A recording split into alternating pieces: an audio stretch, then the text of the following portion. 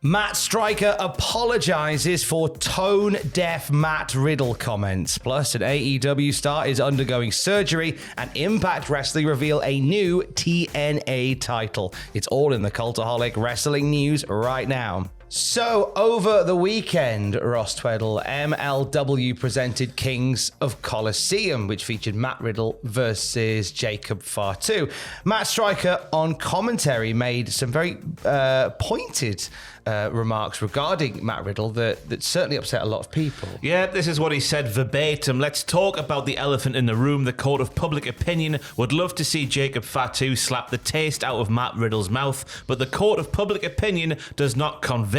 I'm sorry. I know it's the world in which we live, but it's not the case. And then went on to question how a company like the WWE could release a star like Matt Riddle. After all the things that went on between WWE and Matt Riddle, you know, the incident at JFK was what led to Matt Riddle being let go. Matt Riddle joined MLW, and despite those things that happened, Matt Striker says, how do you let this guy go? The guy is a star, a mega $1 million star. I don't care what he does. How do you let him go? This is our coup de grace right here. I would say that's why WWE let him go, because they cared what he did. They gave him plenty of chances to, do one thing and then, mop up his snotty beak, so to speak, as we would say up here in Newcastle upon Tyne, but he didn't do that, so they did let him go. Now, initially, Striker defended the comments that he made on commentary on Twitter, saying playing a character isn't always easy, but getting the desired and necessary reaction is. Sorry. He then added, I play a heel, a bad guy character in wrestling. It's my job to raise the fans' ire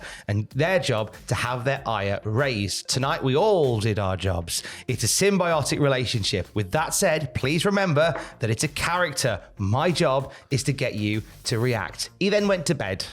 And then he woke up and he had a moment of clarity. I see clearly now that I don't know what I'm doing, Tom. Keith Lorraine has gone. Yeah, whatever it is. He then said, the morning after, I've given this a lot of thought. I could not sleep. My critics are right. I was wrong. Tone deaf. Trying to use the guise of art or character portrayal is self-preservation. Thank you to those who shone light on this. It is now on me to stand in that light. I will be better. So he will continue on as MLW commentator. Matt Riddle, meanwhile, who debuted for New Japan at New Year's Dash. We debuting for them over the weekend in San Jose, and presumably in their long term for MLW, because he beat Jacob Fatu pretty cleanly, which was a surprise to many, because Fatu's been a guy that MLW really got behind, former champion, very much like their final boss type, and Matt Riddle beating him clean was a strange decision. He's widely recognised as the best Anoa'i in the wrestling, isn't he? Which is a big thing to say when there's certain other Anoa'is in the wrestling to begin with. There's a lot of Anoa'is in the wrestling, so to speak. Talking best in the world, one of the best for a long time, was always regarded as Kota Ibushi, a guy who actually goes out there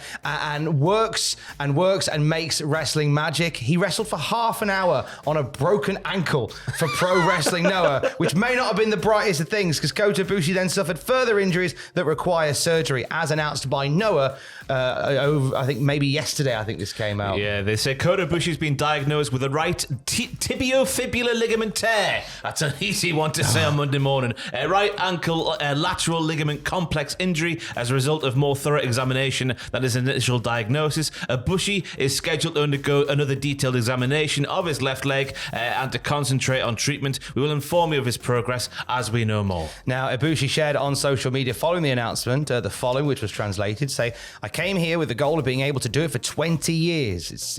I think it's about time for me to be active, as in get out there and wrestle. There are still a lot of things left on my contract, and I want to complete them. I try not to talk too darkly about the future, but I have to take care of my mother and other things, so I'll talk about it when time comes. Kota Ibushi, I think we're not going to see him in AEW or any other ring for a while now, as a result of numerous injuries and surgery. Yeah, it's nice because he strikes me as a guy who lives in the moment, doesn't really put much thought to tomorrow, but it's nice to see that he's putting some thought to tomorrow now. Yeah, I mean, a New Year's resolution would be probably to not wrestle for 30 minutes on a broken ankle.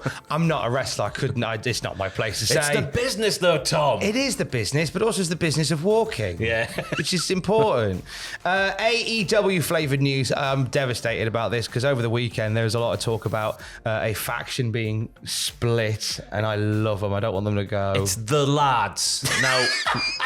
We call them the lads because they don't have a name, and I think that's the crux of many arguments, so to speak, there, Tom. But yeah, we all done about Jeff Jarrett, Karen Jarrett, and the lads. Jay Lethal, Satnam Singh, Sanjay Dutt. All but Satnam got together on Rampage, and there seemed to be tension between Jeff Jarrett and Jay Lethal. Jeff Jarrett rightly saying, I've won titles in AEW.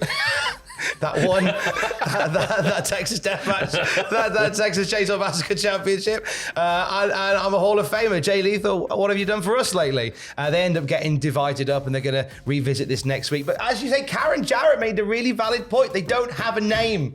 And I've been calling them total non-stop arseholes. It fits, doesn't it? I think it fits. So, I mean, do what you will with this information, but at Real Jeff Jarrett, Tom Campbell of Cultaholic thinks you should be called total non-stop arseholes. Just tweet arsehole at him, why not? Just non-stop. Everybody now, just tweet arsehole at Jeff Jarrett. If you just tweet arsehole or total non-stop arsehole from friends at Cultaholic for us at Tom at Cultaholic, he'd love that. I think that'd be a really lovely start to my great mate Jeff Jarrett's new year. If you just Slappy New Year, Slappy indeed. New Year. I think total non-stop arseholes fits. Of course it does. And I hope it's because the story has been that Jay Lethal's been losing all of his matches in the Continental Classic. He's a bit despondent. He's not happy with how things are going. Jeff's now piling on. Hopefully it doesn't mean the end for the lads, because I think the lads are total non-stop arseholes. They fill a role in AEW, and they're effective, aren't they? They really are total non-stop arseholes.